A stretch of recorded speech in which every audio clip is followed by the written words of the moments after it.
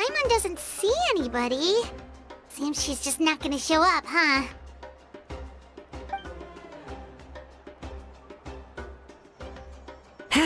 Well, we tried to be as considerate as we could, but she's under no obligation to help. That might be true, but this is still a request from the Pyro Archon, right? Shouldn't a subject always answer the call of their Archon? A subject? Well, if you ask me, I'd say we're all more like friends with the Archon. Yes, Mawika is our leader, but that doesn't mean there's any kind of tall barrier between us and her. The only thing is that she often has very high expectations of us. Huh. So even though she's super powerful, it sounds like she's actually pretty down to earth and easy to get along with. Unlike that old hag Granny Citlali, right? Does she think she can ignore us just because she's famous? You all talk about her like she's some kind of huge deal, but she didn't even bother to reply to our letter! Seriously, if she didn't want to come, she could at least let us know. If that's what aging does to you, Paimon never wants to get old. Oh, really? So, that's how you see me? Huh? Who's there? Who's talking next to Paimon? Oh, don't mind me. I'm just a disgruntled old hag, right? Come on, relax. I'm sure my bark's worse than my bite. Huh? Citlali. Wait, you're Citlali? You're Granny Citlali? Yes, Granny Citlali. But emphasis on Citlali, not Granny. You must know this trope from light novels, surely. They use it all the time. The young man who's actually the oldest person in the room. The girl next door who turns out to be a seasoned veteran. The wise sage who looks like a little kid. Oh, wipe that look off your face! You've seriously never seen an older lady that doesn't look her age? Okay, well, don't go thinking it's a trick either. See? I'm barely wearing any makeup. Did I forget to mention, she's called Granny, but she's actually pretty young.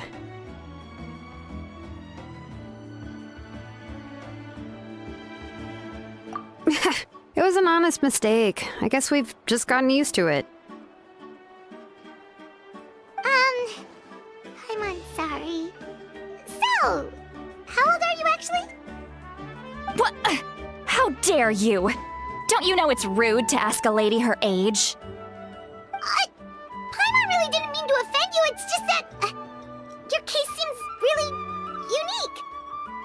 Oh, Paimon just wanted to apologize, but now she's putting more and more of her foot in her mouth. Really, Paimon just got a little mad since we thought, well, you were gonna leave us out to dry. It was my idea to invite you here, Citlali. So if you're upset, you can just take it out on me. All right. I was only joking. I didn't mean to chastise anyone. There's really no need to take all this so seriously. If anything, I'm gonna feel awkward if we keep this going. I received Kenichi's letter and was planning to attend this meeting. Since I had already decided to come, I figured there was no need to draft a reply that simply said, "Understood."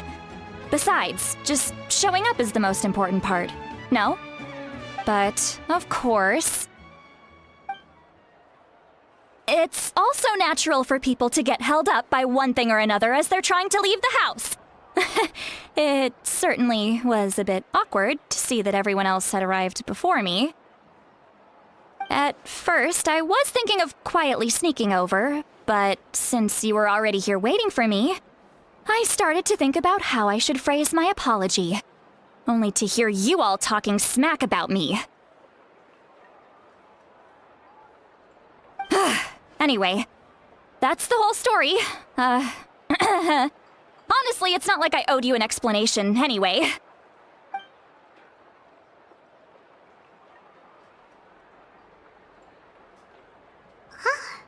What's with that expression? Was she feeling embarrassed just now?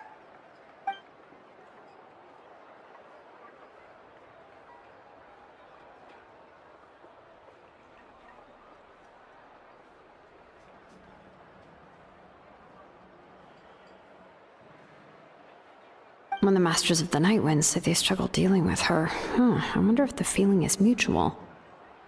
She seems to be pretty awkward herself. Everything she does and says seems a little forced.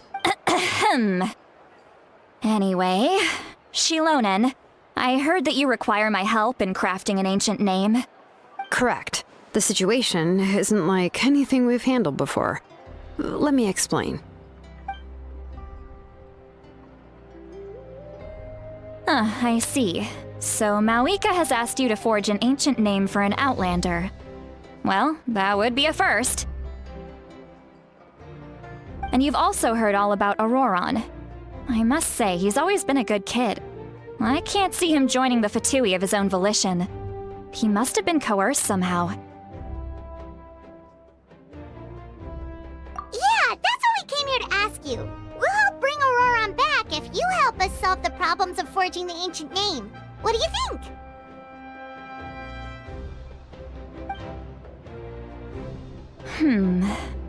I suppose I'll just call you Traveler for now. Traveler, come here. Let me take a good look at you.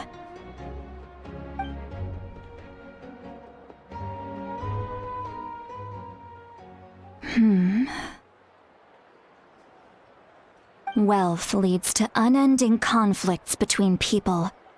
Yet you alone transcend the value of gold. Baleful thunder and wrathful waves bring terror to mortal hearts. Yet again and again, you've braved them to find new worlds. O weary yet free soul, even the most verdant leaf in the forest will pray for your happiness and safe passage. Those are all the things that I could see in you. You've experienced far more than even most mortals could dream of. You possess the heart of a sincere hero, along with the conviction to lift a torch above your head and walk headlong into the night. Huh? Don't move. There's something here. Huh? What thing? Don't scare Paimon. Is the Traveler gonna be okay? Shoo! That should do it. You've just returned from the Night Kingdom, so some fragments of souls were still stuck to your body. No need to worry. I've just cleared out the last of them. Isn't that kinda like having part of a ghost come back with you? It's nothing as serious as that. If left unattended, the most it could do is stir up some chaos in your mind, and generally worsen your mood. Well, in that case, better to get rid of them. It was nothing.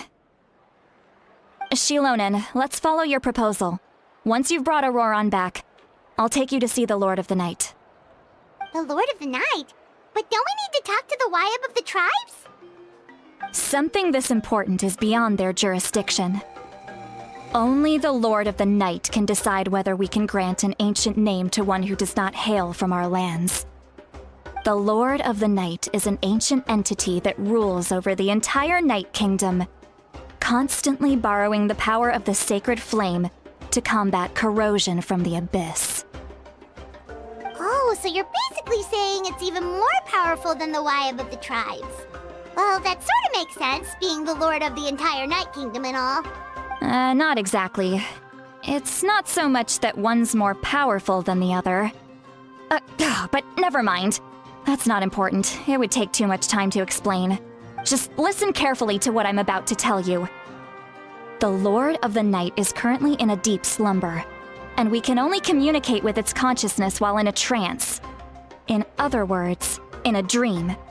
But I will need to prepare a few more things if we are to hold a ceremony to achieve the state of the trance. I'll make a list. Can any of you get everything for me? I can go. It'll probably be a long list, so better leave it to someone who knows all the local vendors.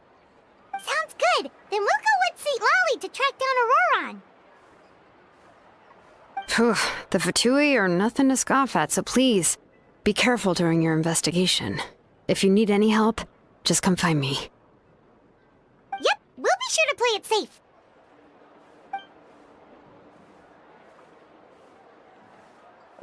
All right, now it's time for us to catch that brat and bring him back.